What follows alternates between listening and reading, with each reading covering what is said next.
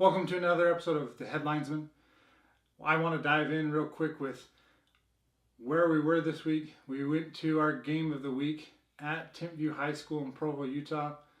Where we're going for this week is I'm going to Stansbury High School in Stansbury Park, Utah. Looking forward to their game against Taylorsville this week. I'm also going to Tucson, Arizona for the BYU University of Arizona game. So that's exciting. So look for video content on both those games, as well as I want to get some content out this week about officiating. I just love to share my perspective of what it's like to officiate a high school football game. So look for that content as well. So let's dive in with our game of the week and the clips that I got for this game at Timpview High School.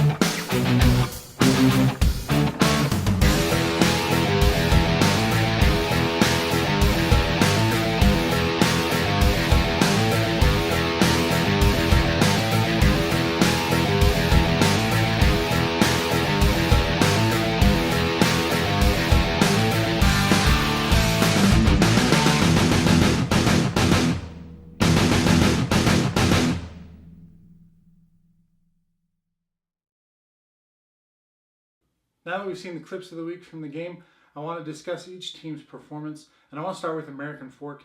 American Fork made mistakes late in the game that cost them this game, mainly on the defensive side of the ball. They just looked like they got a little bit tired, a little worn out. One player in particular that stands out in my mind is a touchdown that Timpview scored on a screen pass early there in the fourth quarter. It just looked like American Fork's defense was tired and a little bit out of place, which led to a big score. American Fork made additional mistakes. They fumbled on their way going in to score. They got within Timpview's 35-yard line, fumbled, and a kid scooped it up and scored. Mistakes like that are difficult to deal with, and they obviously need to be cleaned up as they move into region play.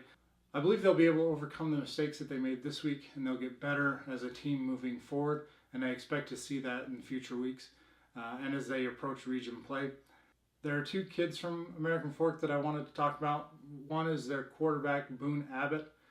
I really like this kid. He's extremely talented. He's got great feet. He's got great presence within the pocket. He makes plays with his feet, gets out of the pocket, moves around. Very fun kid to watch. The downside with him is he did make a couple mistakes in this game, trying to make plays. As he got out of the pocket a couple times, threw across his body, and they're just throws that he can't make. And that if American Fork wants to go deep into the playoffs this year, he can't make those mistakes moving forward, and he's got to learn from them. Second kid I want to talk about is wide receiver Chase Roberts. This kid's the real deal. Extremely talented kid. He's big, physical, moves extremely well for his size. Great hands. One player in particular stands out in my mind where he was along the sidelines, and a throw to the outside, just stuck one hand out, made the grab, and made it look easy. And it was kind of amazing. Everyone on the sidelines was like, "What? That's crazy." Made a great play.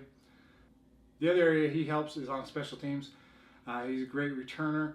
Had a 45-yard punt return for a touchdown in this game. That was a great play, and it was fun to see that.